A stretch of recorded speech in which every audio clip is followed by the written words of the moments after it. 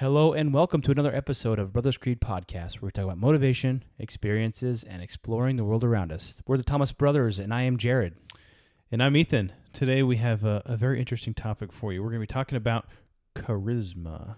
Or charisma is how it's spelled. I literally was thinking that in my mind as you said that. Charisma, I'm sure you can think in your life and think of certain people that are very charismatic and kind of how they interact with people and how they influence people.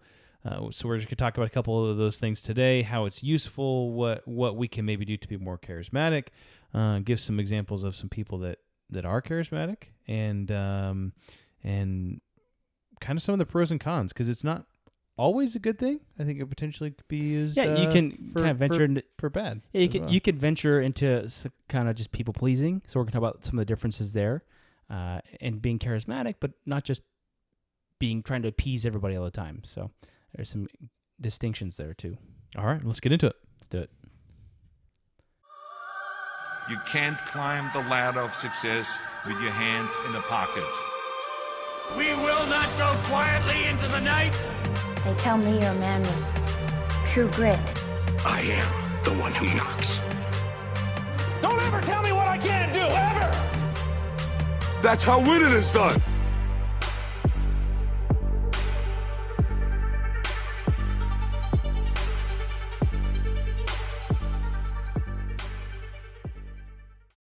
Okay, so charisma. Just to kind of go over a couple brief, just general definitions of charisma. Charisma is compelling attractiveness or charm that can inspire devotion in others. It says charismatic people believe in something powerfully and share that belief with others. Their conviction is consistent actions, and consistent actions influence others to follow. Mm-hmm. So one thing that, and maybe we can talk about this at the end, but I kind of want to I'll pose a question now and we'll round back to it at the end, but is charisma a skill or is it a trait? Is it something you can develop, or is it something that's just, some people are just naturally charismatic? I think that it is definitely a skill that you can develop. I think most things are skills that you can develop. But there's some people you trust, and there's some people you just don't. Well, that's just because even just the way they look, or the way they feel, or the way they talk, or the way they. I think that's like kind of like an energy thing, though. Yeah, that's like true. If you are giving off a negative energy, like someone comes up to you and they're kind of giving off a negative vibe, you can almost sense that, even if they're acting the same way as someone else. It's like women have this uncanny ability to detect creepers. Like my wife, she'll go to the gym and she's like, these older guys, like it's always older guys for some reason. She's like, they're just so, like, these guys will be creeping them. They're just standing behind me, just like staring at me at the gym. She's like, can I help you with something? And like, whereas like some other guys, these guys aren't creepers. She gets like a vibe from people. Yeah. One of the things I wanted to talk about briefly here is you mentioned the definition, and I was going to share pieces of this book, and she talks about 4 different types of charisma. Okay. So it's kind of interesting. So this book is called The Charisma Myth by Olivia Fox Cabane, and she talks about 4 types. So one is the focus charisma. So this is someone who listens intently and makes people feel respected and heard, such as Oprah. It's like, tell me about that. Or, I want to know. And like, they're just a good listener and they're understanding. The next one is a visionary charisma. So this is someone who can complete conviction in an idea or a cause and inspires others to follow. So, you could say Steve Jobs, or you could say like the guy at Waco, Texas, that was leading the group of people, or like a cult leader, or someone who's just like has this vision and he inspires people to. You could say Elon Musk. He has a grand vision of what he wants to do, go to Mars and colonize Mars. That's kind of a visionary charisma. Then there's the kindness charisma, which is warmth and emotional connection are the major elements with this type. So you could say the Dalai Lama is an example that someone who's just very kind and so warm and welcoming. The last one is an authoritarian charisma. And this is the power and status are key to this type. This is kind of examples like Stalin or Hitler. Hitler was very charismatic as far as authoritarian charisma. He was, he commanded his speeches and he commanded this power. Very charismatic as far as a public speaker. Who also was maybe not totally an authoritarian way, but maybe a little bit. President Obama. He was a very charismatic speaker. Yeah. When he spoke, I think he spoke very eloquently. Joe Biden, not so much. Yeah, not so much at all. A true international under pressure. Or even at that, though, a lot of times when Trump's talking... No, yeah, I would say... You just roll your eyes. You're like, oh, come on, man. When Trump talks off script, it's not eloquent at all. I would say that Obama was a very eloquent speaker, and that gave him this charisma, this authoritarian charisma. Yeah. But I don't think Trump really had that. Well, Trump had kind of a little bit of a different though, because it's like he was rough around the edges, and he wanted people to, and people didn't see him as a politician, and so maybe, I think he wasn't PC, so maybe there was that charisma of being like bold and saying whatever he wants. He's like, I assure you, my hands are not the only thing that's small. It's just like that's like. I think some of it might too. He might be maybe visionary, and yeah, that's true. He's basically painting this picture for people that other people want as well, and so they're like, hey, I want that, so I'm in. Right. Yeah. I think that's kind of what Hitler did. Is he painted a picture of what Germany could be. So I have this thing on Hitler. It says he convinced an entire nation to drop logic and jump on an emotional scapegoating bandwagon. Everything was the Jews' fault. That's what. Don't edit that little. That little thing out and use it for me. You have to. This is in context, okay? So, just everybody. He just convinced people to jump on this band. He just kind of led them down this little bit at a time, and then they were in this thing, and they were just crazy, right? Well, who are the scapegoats now? Yeah, the unvaccinated. We're growing tired. I was gonna say with your resistance. Yeah, our patience is wearing thin, is what he said. Not that he didn't use force but even to get the ball rolling. But it must have required an incredible amount of charisma to kind of start that process. Yeah, absolutely. And to convince people to basically, hate another people. Which I mean that does sound kind of familiar, but yeah. It's interesting. I think I was listening to a podcast once called Gurus or something like that, and it talks about these different gurus who they basically they're scam artists, and they get people to come in, and there was this one I was listening to, and this guy, he had people come to his sweat lodge, and he was like, we're doing, these are like professional people who want to take their, professional game to the next level and break mental barriers, like kind of the rah-rah stuff, kind of like self-help type stuff. We talk about some self-help stuff, but not to this extent. Anyway, this guy, apparently he had been featured in like the Secret movie or something like that, so he got quite a bit of notoriety, and he wasn't like trained in sweat lodges or whatever, but he was doing this sweat lodge, and he was like, if you can't stay, he's like, you're going to want to die going into this thing. He's like, you will want to die, and you probably will get close to death, but if you can stick through it with the whole thing, then you'll be broken through, and you'll break those mental barriers. So everybody's like, okay. And so he would go in there, and he was like, and he told the guy that was helping, he's like, I want you to bring the hottest stones you could have ever brought, and so the guy's like, okay. And so they're all in the sweat lodge, and basically people are all around this thing, and the guy's sitting next to the door. Every 15 minutes he'll open the flap and say, hey, who wants to leave?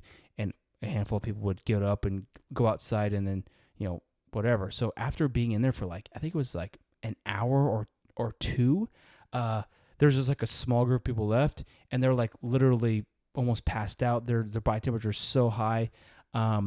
And he is like, you just stay here with me, stay here with me. But every time he opened the flap, every 15 minutes, he got a breath of cool air, and cool air came in on him. But everybody else that was in the tent didn't get that. It was on the other side of the door. Yeah, and so literally what happened is he eventually came out, and like at least one, I think 2 people didn't come out.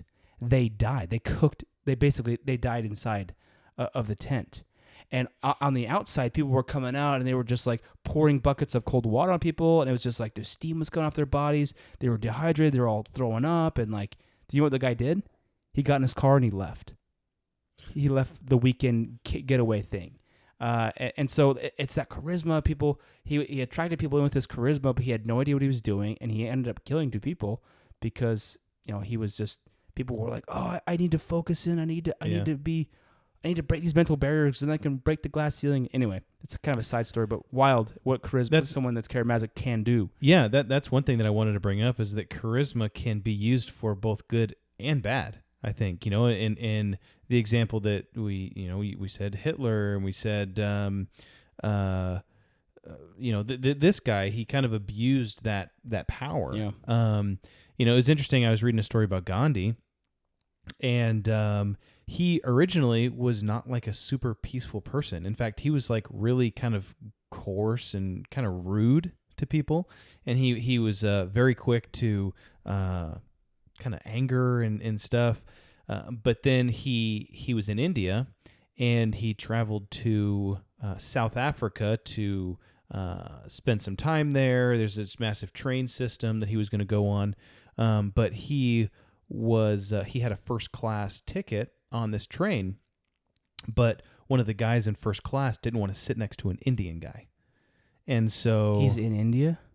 No, this is in South Africa. Oh, okay. He went to South Obviously Africa. He went to India. Okay. So some guy in first class didn't want to sit next to an Indian guy, and so the train people, operators or whatever, security made him go sit in like a baggage cabin, even though he had a first class ticket. Huh. And so as he was sitting in this like luggage compartment, and he kind of had this complete change of person, and decided to fight injustice with kind of passively, right? And passive rebellion and different things like that. And he normally, because India was colonized by Great Britain, and so he wore like the traditional British attire and stuff like that. But he actually ended up adopting like that kind of the robe that he has. Yeah. And that was like a traditional robes of an Indian farmer in the countryside. And so it was kind of a thing of humility. And then he started protesting with the passive protesting and everything like that. And his whole attitude towards things changed, and he really kind of built this charisma. He really kind of built this compassion and love and fairness and stuff like that. And there was a lot of things that changed in Africa where he was, and then he went back to India, and he kind of did the same thing. He built this massive rebellion, basically, and eventually, I think in the 40s, India, was freed or liberated from British tyranny. Yeah. But I just thought that was kind of an interesting question. But it could be used for both good and bad. It could be used to push an agenda or to gain power over others, or it could be used to teach people, to bring people together for a greater cause, to serve, and to lift up. I think of like Tony Robbins or something like that. Like a lot of these, Dave Ramsey, these guys are just kind of very charismatic guys. If you were sitting in a room with them and you were talking with them, they're gonna just really promote some of these characteristics of people that are charismatic. Yeah. It's interesting because, charismatic people, they get your attention. It's almost like they build that trust. And I think that's an important piece. So I know that you have 5 characteristics. Maybe you can go through yours, and I'll tell you if I have any that are similar. Yeah. So 5 characteristics of charismatic people, charismatic people. Number 1 is they exude joy. They show obvious pleasure and experiences, and they invite others to enjoy in this experience and kind of join them. So I'm going to kind of go through these 5 and then to say what it is and then how we can enhance this for ourselves. So you can enhance your charisma by sharing your passions with those around you and helping others to flourish their own passions. And so it's kind of like inspirational, right? Sharing something that you absolutely love. And people can see that. Like if you really, I've talked with some people that really, really, really love what they do for like their job. Really? Yeah. At your work? No. Was that a quick enough no for you? I was gonna say. And so, but and it's almost like this conviction of like, man, it's like I can tell you enjoy doing that so much that I almost want to do that. Yeah. Right. So sharing your passions with others and inspiring them to explore their own passions. Next one is inspire confidence. You can, which is pretty self-explanatory, but you can enhance your own charisma by dampening your insecurities in favor of celebrating your strengths. So share your confidence with others so that they feel stronger in your presence. All of these people, you kind of talked about gurus and stuff like that. They all have flaws. Yep. Right, that guy in the tiki hut or the sweat lodge, right? Yep. I'm sure he didn't say, "Oh, I don't know what I'm doing" or whatever. I've never done a sweat lodge before. No, man, I bet you he had those people convinced that he was, he was never going to let them die. He was 9/4 Navajo. Yeah, exactly. He's just like he's in it. I've done this 100 times, which he just throw football over them mountains. Yeah, exactly. Yeah. The third one is share conviction. Their conviction is consistent, and their actions are consistent, and they influence that others. So basically, you do what you say you're going to do, and your actions are consistent with that. So you can enhance your charisma by being diligent and committed, inspire others by helping them engage in a common cause. So number 4 is you are a great storyteller. I think this one's huge. That's what I think that I enjoy that, and I think it, as being a podcaster myself, I think that's something that I'm always trying to refine and get better at storytelling, so that people remember stories. People don't remember data. People don't remember charts or different things. They remember how they felt when you told that story. Yeah, it's all in the delivery. So being a great storyteller. Moving someone to action requires context and motivation. Stories are one of the most effective way to inspire people, motivate people, or to have them remember what you're talking about. Enhance your charisma by learning the craft of telling meaningful, emotional stories. Practice the art of humor, metaphors, and symbolism so you can entertain while you inform. I thought that was kind of cool. And, here on the podcast, I think both of us have told some pretty good stories. And then I think both of us have also told good stories, but have not told it the best, right? The presentation wasn't the best. We're like, we've gotten off some of these episodes. We're like, man, that was a sick story, but maybe I wasn't prepared enough. Or, man, I didn't have as many details as I wanted to. Or, some different things like that. So storytelling is huge. And then the 5th one is connect emotionally. When speaking with someone that's charismatic, they make you feel like you are the only person on the planet. People connect and stay because they have a strong positive emotion in the presence of someone truly charismatic. So just being able to sit with someone, and actually there's a couple of people that said this of Bill Clinton, that when you when you sat down and when you talked with him, it was like there was no one else in the room. I mean, his depends on if you're a young woman. Well, and it just kind of it felt like, and I'm sure there's other people too, but it felt like his attention was on you. Or a charismatic person, when you talk with them, they're not going to be distracted. They're not going to be looking at their watch. They're not going to be whatever. It's like they're paying attention. And you feel that. And so looking at your watch, that is a terrible. I was almost like, don't even wear a watch. I'm sure you saw the photo of Joe Biden checking his watch when the dead Marines. He checked his watch like 7 times during the thing. Oh my gosh! Well, for those of you who don't know, there was 13 Marines that died in Afghanistan, and we were terribly pulling out of Afghanistan. And then a memorial service. When they were at a memorial service, he was standing there and he kept checking his watch. That was like, I think it was Bush Sr. at one of the debates.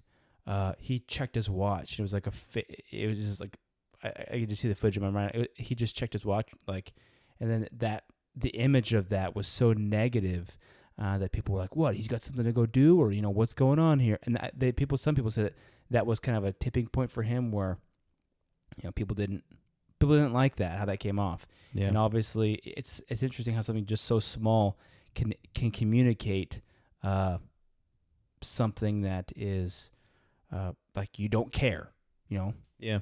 So connecting empathetically with is how it's stated here is just focusing all your energy and attention on the person that is in front of you, shutting down your inner voice and connect with that person, so you can see and hear and feel the energy and the information that person is sharing with you, which I'm sure that my wife would appreciate if I did that a little bit better. But put the phone down and listen. I was gonna say, actually, I was walking through these and I was like, oh, I'm pretty decent at that one, pretty decent at that one, pretty decent. And then I got to that last one. I was like, there's sometimes I'm just talking with people and I'm like thinking about a million other things.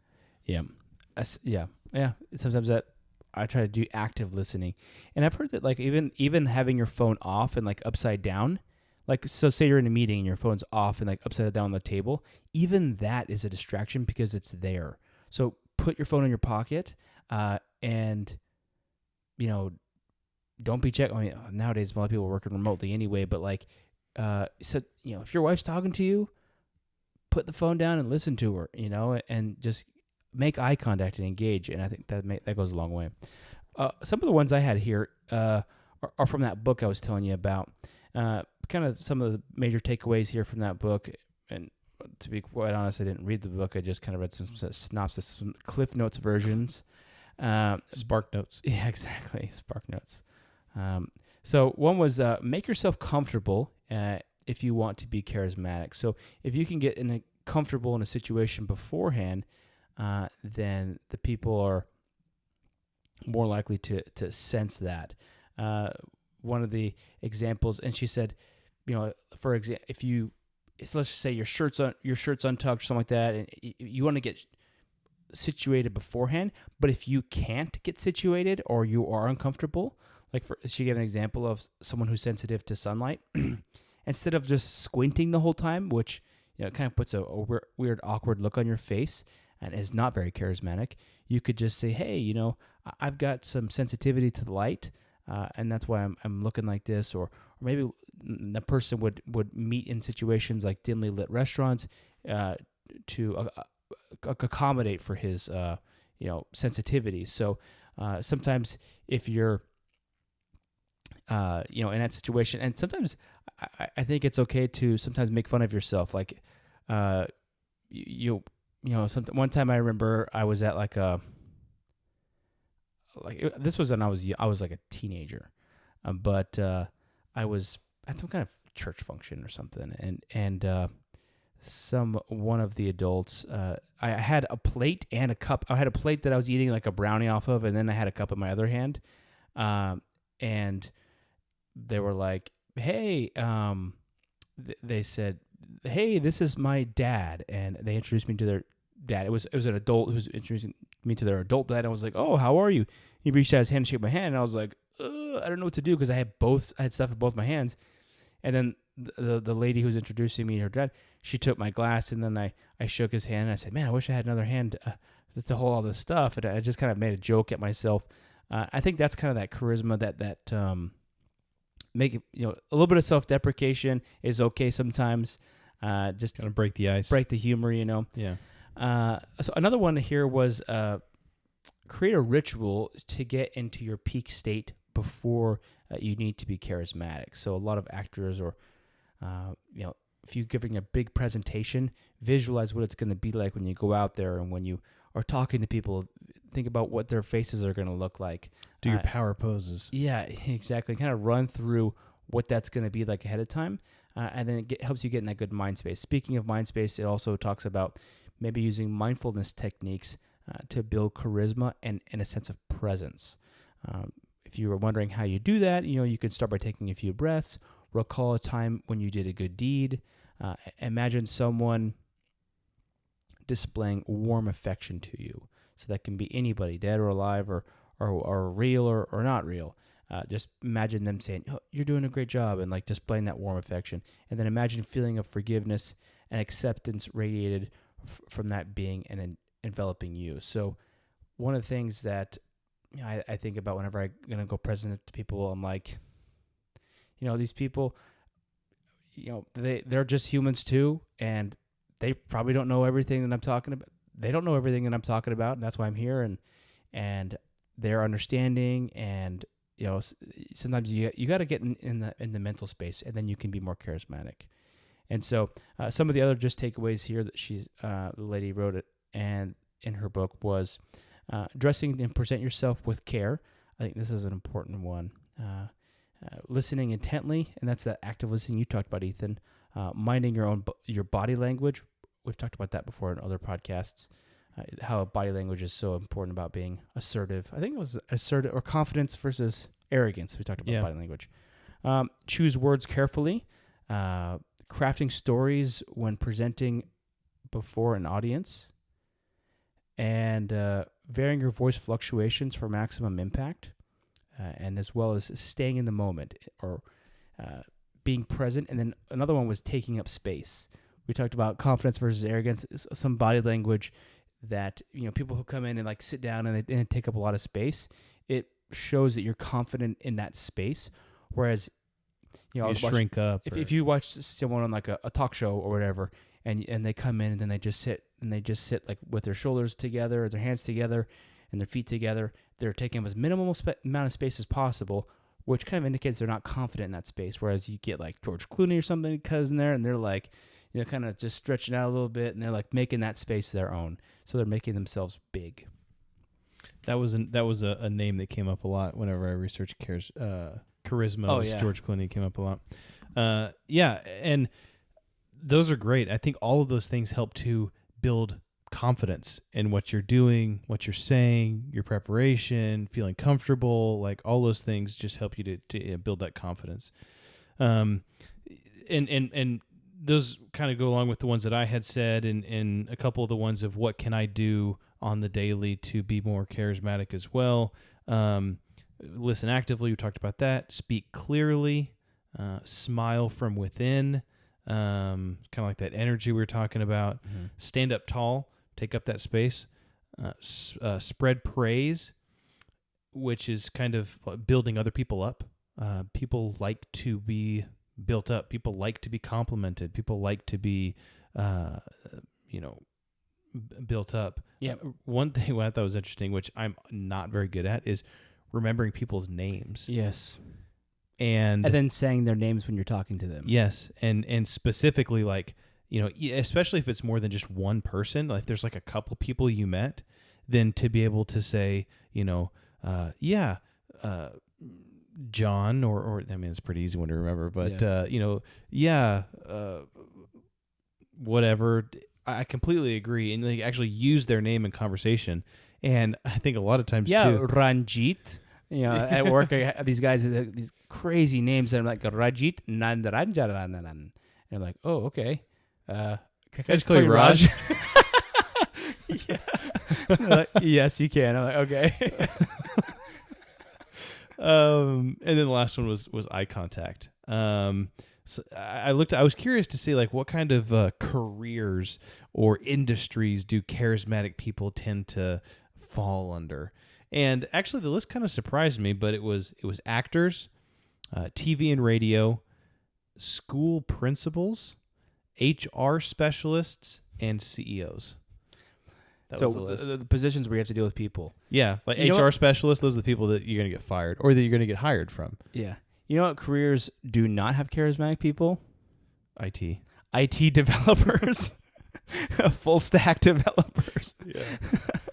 I mean, it's like the most dry engineers. Yeah, most introverted people. Well, I think let's talk about introverts versus extroverts, right? Yeah. So introverts are people that just don't necessarily want to be that like outgoing and stuff. So they're going to gravitate more towards things where they can just, be in a computer and be coding all day. And that's kind of a struggle with my job, is that I have kind of a mix as a data scientist. I guess, a data scientist is kind of a unicorn term, but really I'm just kind of a data analyst. I do part of my work in code, and then part of it is just presenting and working with stakeholders. And so I don't really like the coding part as so much, because it's just, head down in the code. But I like presenting and telling stories and putting together presentations.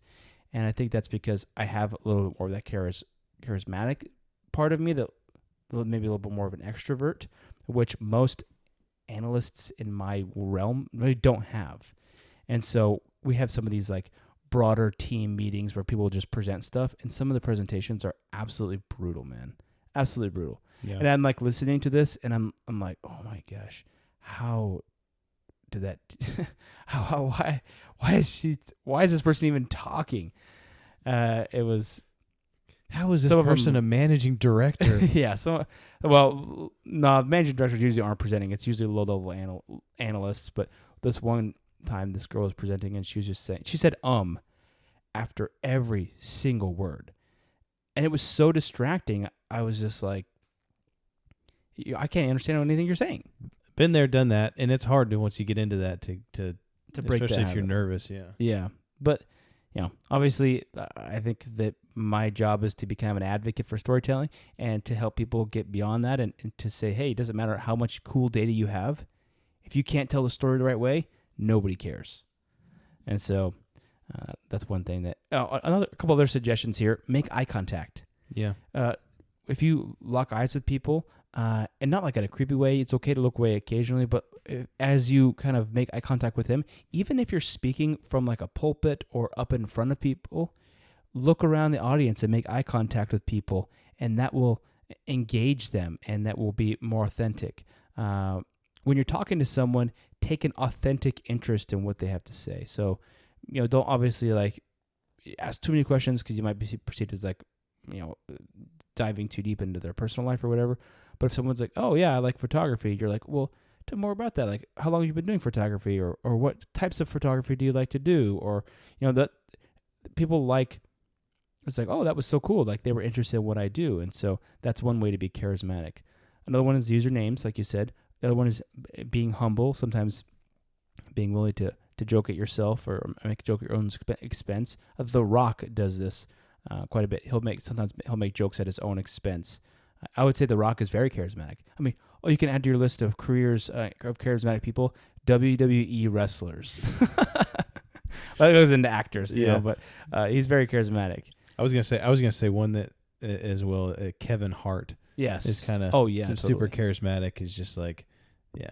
Another one that I thought was interesting was reading positive intent in situations can help you seem more charismatic, and it can actually help you turn around a conversation that maybe is headed in a direction you don't want to. One of the examples that was given was there was like it was an interview between Brie Larson, who's the Captain Marvel, and then it was Chris Hemsworth, who plays Thor, and then the guy who plays Warhammer. I don't remember what his name is. It used to be Ewan McGregor Jr., didn't it? And then he left. Oh, you're talking about War Machine. War Machine, yeah. Yeah, I can't remember. So anyway, they were all in an interview, and like, someone was like, she was like, oh, I do all my own stunts, and then Chris Hemsworth was like, yeah, sure, you're like an original Tom Cruise, and he was just joking, and she's like, I don't want to be Tom Cruise, I'm myself, and she was taking it super seriously. And it was like, that was an example of where like assuming positive, and she's like, are we fighting? It's like, we've been fighting all day. And it was like very like off-putting, like the way that she was acting. And so it was kind of just like, oh, not man. charismatic. No, she's not charismatic at all. and so I was like, wow, this is really off-putting, and it's because she was reading negative intent in what he was saying. Instead of saying like, "Oh, Tom Cruise, he's a legend," that'd be. I don't know if I could, Thanks for the comparison. Oh, yeah, exactly. Like playing it off. And instead of saying something like that and assuming positive intent and being charismatic, she was just like, I might have told this story once, but this one guy at work, he got like a brand new Jeep. It wasn't a brand new Jeep; it was a used Jeep, but it was a nice Jeep. It was like a Jeep Grand Cherokee or something. And we went out to lunch as a team, and I rode with him, and I was like, dude, this is a nice car, man. And like, honestly, I felt like it was a nice car. I was trying to give him a compliment. And I was like, man, like, is this thing, I was like looking around, I was like, this thing is super nice. I was like, does this thing also shine shoes? And like held my feet out like this. And I think he thought I was being like sarcastic about his car. And I was just kind of joking with him. But I mean, honestly, I was trying to compliment his car. I wasn't like saying like, oh, your car's not that nice. It's just a Jeep. And he was like, but he didn't take it with a positive intent. He was just like, yeah. He's like, or he was just like, no, it doesn't do that. And I was like, I'm just messing. Man. Oh, sorry, because it was a real question. But I was like, I'm just playing. Like, I really think your car's nice. I was just joking. But anyway, that was like it was awkward for me then because then it seemed like I was being serious, even though I was obviously like over the top, kind of joking. But our relationship was not really that good. When we both started on the same day, and our boss told us, "Welcome to the Thunderdome. 2 enter, and only one will leave." And we're like, "Okay." Oh, so imagine starting a job like that. Yeah, you're not gonna like your opponent. Yeah. So we butt heads a couple times. I have one more thing. I saw a quote about introverts, and this is from a professor, Carrie Keating, a professor of psychology at the Colgate University. So they study like toothpaste and stuff. Yeah. Is that the toothpaste place? Yeah, she said, introverts need to do 2 things to become charismatic: make people feel liked and show them your power. She says, charisma is just that balance between inviting us in close and letting us feel your power by standing apart. Many introverts are halfway there. So they're halfway there because they're already standing apart. But if they invite people in, then that is that charisma. So I was like, one part I didn't like about that quote, and I was like, making people feel liked. I was like, I don't know if I like that. Like, I don't want to be a people pleaser. Is that my job to make other people feel liked? Yeah, and like, I don't know. This whole thing, like researching charisma generally, I'm kind of like, I feel like I'm at the point in my life where I don't really care what people think. I'm just kind of like, I'm going to do my own thing, and I'm going to be myself. And if people don't like me, then I don't care, It's just like, whatever. So I think that's just kind of comes with getting older, as I enter I'm not quite my mid-30s yet, but I'm in my early 30s. So 2 more years and I'll be in my mid-30s. So how could you be charismatic but not a people pleaser? Yeah, so let's talk about that. So the difference between being a people pleaser and charismatic is that someone who is charismatic does not compromise who they are to be amiable in a situation. So they can be flexible, but they do not compromise their core beliefs. So a couple things that people pleasers don't have. People pleasers don't do the following, or don't have the following. They don't have self-esteem. They derive that. They want that external validation of like, oh, you're so nice, or you're so kind, and that's where they get their validation from. They don't get it internally. I don't get my validation from people telling me I'm so awesome all the time. Even though I ask my wife to tell me that every single night. No, I'm just kidding. No, like when my wife says, "Oh, you did a great job," and like, "Oh, thank you." Like, it feels good whenever people give you that, but absolutely. It's like, yeah, like, it's almost like an extra. For example, like when we did that 50th episode, we spent a lot of time doing that 50th episode, right? And I was really proud of that, and I knew that it was really good. And like my wife was like, "Oh, you did a great job on that." I was like, "Thank you so much," and I appreciated that compliment, but I did not need that as validation to know that I had done a good job, just because I felt very proud about that specific episode. And But you know, it almost makes you happy that someone else enjoyed it. Yeah. Oh yeah. I love it when people say, "Hey, great podcast," or "Hey, great job."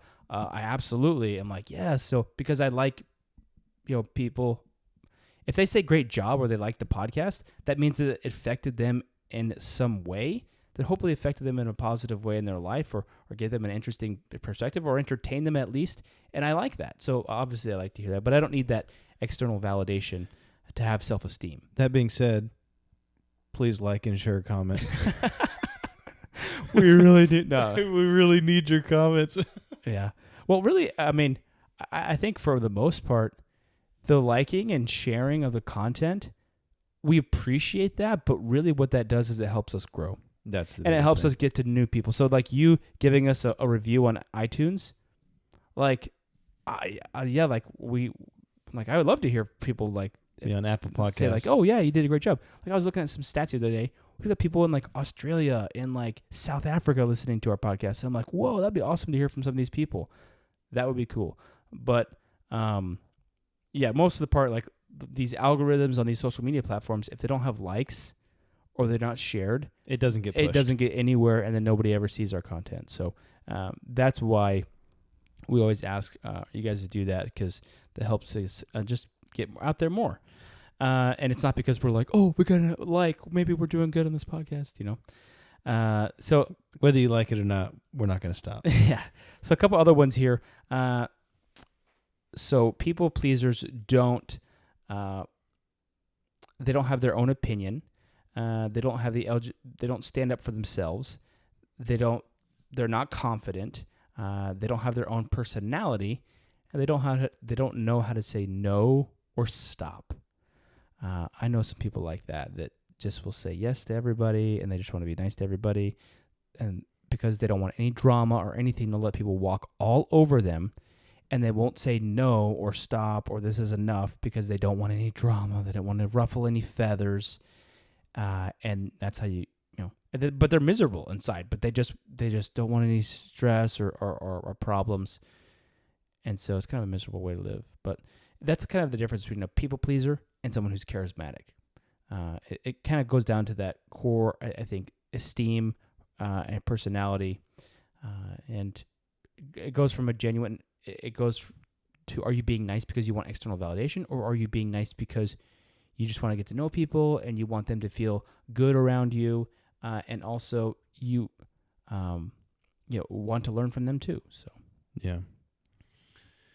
yeah, that's great. In my old age, I feel like whenever I talk to people now, I'm saying this while I'm talking on my own podcast, but whenever I talk to people, it's like I already know what I have to say, but I don't know what they have to say. So I feel like I just want to, now I'm much more focused on what other people have to say and listening to them, and because I already know what I'm going to say, and what I'm going to say is not that interesting to me, but unless it's a question, I ask a lot of questions. So that's one thing I will do, is when people are talking, I always say, well, tell me about this, or tell me about this, because I like to hear different opinions. But as I get older, I want to talk less and listen much more. I think that's a sign of maturity. Maybe. I think there's some kind of Socrates or Plato quote about that, about when you get old, you're just asking why. I don't know. Anyway, maybe we'll have to post that. Yeah. So you got a quote? And I got a quote. So we came up with quotes at the end. Mine is kind of a combination of some of my own words and then a great quote from Spider-Man. So it says, which Spider-Man? The OG Spider-Man. Yeah, the red and blue one. How about that? It says, having the ability to influence people and convince them to follow you is a very powerful skill. But remember, with great power comes great responsibility. Nice. Yeah. So mine was, being charismatic opens doors of opportunity by making lasting impressions on those you meet. Do not underestimate the power of a network. I like it. So yeah, I think that you didn't mention in your list of careers there if podcasters are charismatic or not. So I think we might just fall in the middle ground area. So maybe we'll just have to keep working on it. But it's always good to refresh on this kind of stuff. And I almost like want to have like a little note card that I can just like look at before I go into a presentation and just be like, okay, do this, do this, do this, do this. Like a note card on like confidence, body language, and like charisma, you know? Yeah, just kind of check the boxes off.